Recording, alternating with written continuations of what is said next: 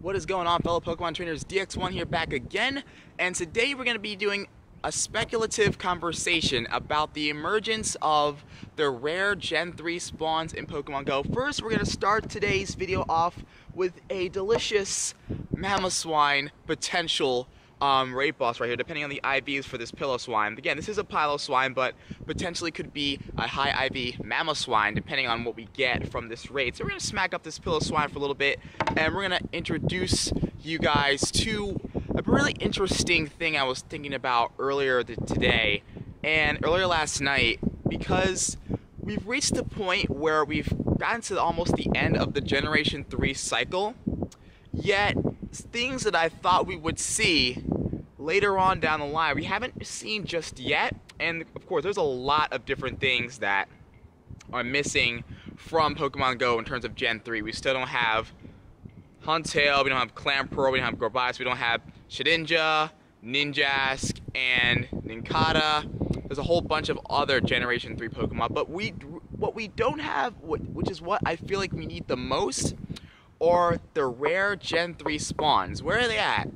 So I want to kind of have a conversation with you guys. I want you guys to post comments down below. Let me know what you guys think about Niantic's stance on these Gen 3 rare spawns, and pretty much how do you guys think we're going to see these spawns? So that's what we're going to talk about in today's video. I'm really excited to have this conversation because, again, we're going to be speculating about something that we don't necessarily know, as we have 74 seconds left to go in this Mamoswine raid. This Mamoswine is absolutely catching these Machamp hands right there. So we're going to easily take this guy down. So generally, what I want to talk about is I want to have a lot of feedback as well. So generally, what we're talking about when we talk about these Gen 3 spawns is Metagross, Salamence, Gardevoir, Sceptile, Blaziken, Swampert, and a whole bunch of other super rare Gen 3 spawns, the evolutionary spawns.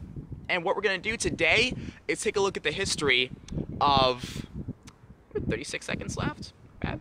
Take a look at the history of how these spawns were in the previous two generations and try to compare and try to figure out why we don't see them in the wild right now. So we got 1292 on this. Let's catch this real quick. Golden Raspberry and the Premier Ball with the great throw. Beautiful stuff right there. 2. Alright, hopefully the IVs are good on this Piloswine, because this will be a fantastic Generation 4 Pokemon. We're going to click OK. We're going to check IVs. What do we got? Wonder Attack exceeds. Not bad, not bad. Alright, so got the Piloswine down. Probably is going to be my potential Mamoswine. I mean, I'll probably take on a couple more Piloswine raids, but as of right now, that's going to be my Mamoswine for Gen 4. So let's carry on the conversation.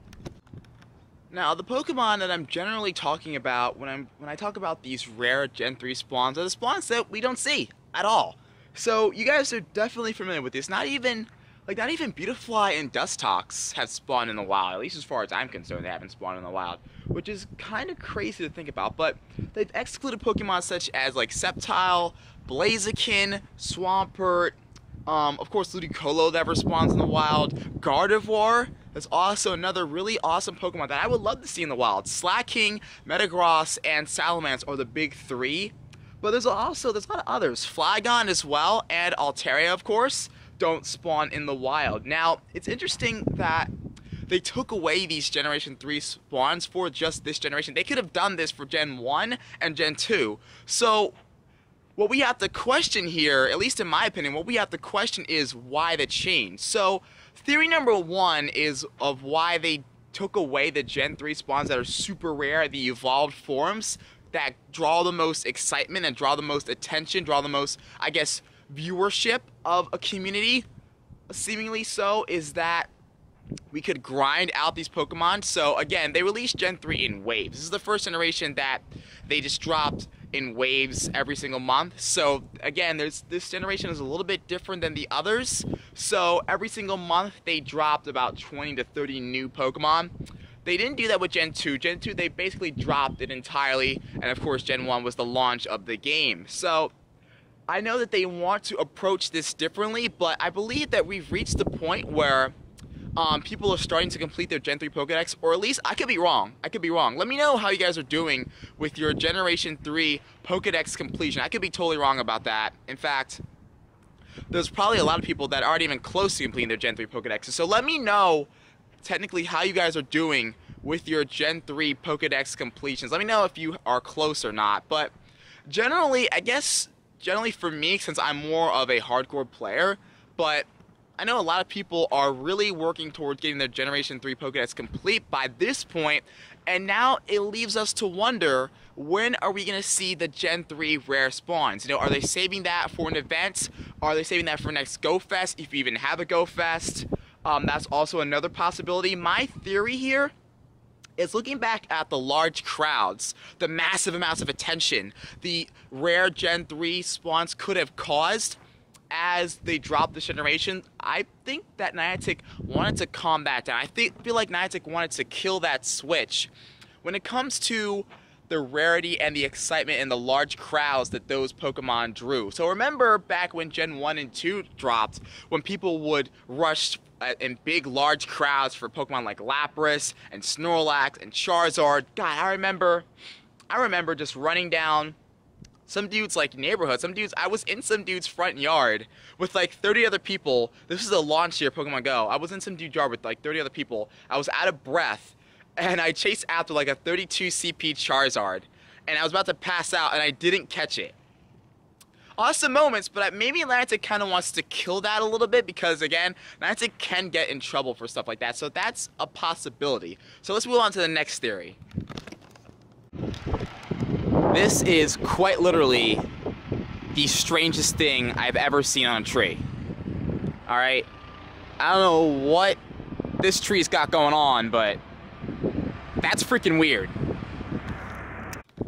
So the other theory, and I think this is how we're going to wrap up today's video, but the other theory is kind of out of left field. It's kind of, sort of, but not really, depending on how you believe Niantic wants to run things with Pokemon Go.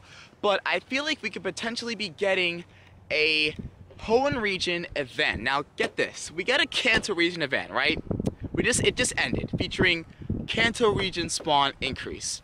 So what's predicted is next month, I believe, or in a few weeks, we will get a Johto region event featuring increased Johto region spawns. And I'm guessing in June, potentially, a Generation 3 celebration event could come forth featuring Generation 3 spawns. That's what I'm really thinking about this as we clean up this little cluster of Pokemon right here. So this is what I'm thinking. They were holding back all of their rare Generation 3 spawns because we know that they're not spawning. They know that they're not spawning. They know what's going on with this game, guys. Trust me. Niantic knows a lot more than what you think they know. However, they always do specific things for specific reasons. You know, they have their own agenda of the way they operate. So what I'm thinking is that Niantic was holding back the Salamence, the Blazikens, Sceptiles, potentially for a very special event, either a Pokemon Go Fest type of event, or like a Pokemon Go travel event, that kind of atmosphere, that kind of big style event, because we had two major events so far at Pokemon Go. We had Go Fest, and we had the Pokemon Go travel event. Those were two big mainstream events. We got a freaking regional from the Pokemon Go travel event. Like, that was freaking huge. So, I'm thinking this summer, we're gonna get another massive event. That's without a doubt. That is a fact. We're gonna get another massive event. I'm thinking then we will see Swampert, potentially Salamence, potentially Metagross, spawning in the wild, potentially with high IVs as well. That would be freaking amazing. Having all those Pokemon spawn with high IVs, woo! That's amazing. So, that's what I think is going to happen. However, I'm not exactly sure. This is all speculation. This is just my personal opinion. This is how I think about things. Let me know in the comments what you guys think. But I definitely think the Niantic is saving up these spawns for a Pacific event, for like very Pacific adventures as well. So honestly, they could swap Gen 3 regionals for this event. Like, that would be amazing. Like, having them swap Gen 3 regionals. Perhaps Relicanth could come to the United States. That would be awesome. We could lose what would we lose? Does the United States have like a Gen 3 regional? I mean, we have Solrock and we have Seviper right now, but we could swap that out for another regional, potentially. But that could happen. But again, there's going to be a Johto region event celebrating the Johto region, all Johto region spawns. I think that's going to happen. Again, that's not 100% confirmed, but I think that's going to happen next. And after that, we could potentially get a massive Hoenn region event coming to Pokemon Go. So that's what I think they're going to do with these Generation 3 spawns. Guys, again, there's so many that we're missing. Again, the excitement has been stripped from the game when it comes to spawns because we don't see these rare spawns. We would love to see Wild Salamence. Like, that would be freaking dope, dude. Like, Wild Salamence in the wild and then Metagross, Slaking. Like, where are those spawns at, you know? And I feel like Niantic has just the perfect solution to figure this out and to drop Generation 3 spawns when it's right. Because Niantic wants to do everything when it's right. So again, that's why we don't see Smeargle. Again, we could potentially, yeah, I'd say yeah. We could potentially see Smeargle at this Generation 2 event if it happens.